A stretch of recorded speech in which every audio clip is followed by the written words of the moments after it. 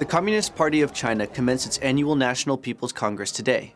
This marks the beginning of the end of a generational leadership transition that will see Xi Jinping formally instated as China's new president. The Congress and transition come at a time of tremendous stress for the party, both internally and externally, as it struggles to maintain growth and social stability, battle trenchant bureaucratic corruption, and better define China's role amid shifting regional geopolitical dynamics. Over the next 2 weeks, nearly 3,000 delegates representing a wide variety of constituents, from small towns in rural China to large state-owned enterprises, will converge on the Great Hall of the People in Beijing. During the Congress, delegates will meet for workshops and training sessions and convene for an occasional vote or work report from senior party officials.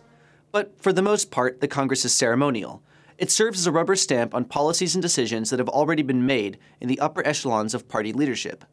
This year, the key events of the Congress are outgoing Premier Wen Jiabao's work report on the state of the Chinese economy and Xi Jinping's official promotion as president.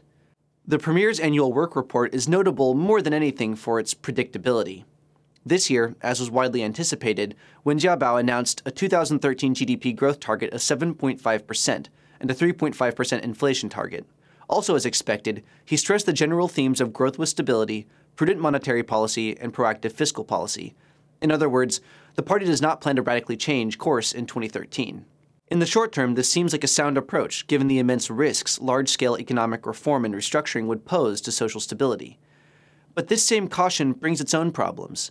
China is already deep into an economic crisis that began with the decline, after 2008, in global demand for low-cost Chinese exports.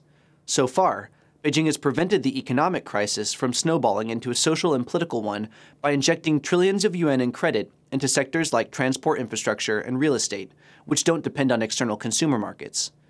But in doing so, not only has it held off on implementing critical, if painful, reforms that might put the Chinese economy on track towards greater domestic consumption and higher productivity, it has, in fact, created huge new structural impediments to those reforms. In many ways, Wen Jiabao's work report is emblematic of the caution, bordering on immobility, that has come to characterize his and Hu Jintao's administration. This deep-seated institutional caution and desire to preserve the status quo may be the single greatest legacy of Hu Jintao and Wen Jiabao's decade at the head of the party. It, more than any other single element, will constrain future efforts by Xi Jinping and the Politburo Standing Committee to shift the Chinese economy away from over-reliance on exports and investment and towards greater consumption and profitability. There have been many signs that Xi and the fifth-generation leaders will push, or rather, be forced to push, more strongly for reform. But when Xi takes the stage as China's new president at the end of the National People's Congress, the first thing on his mind will not be what he can do, but what he cannot do.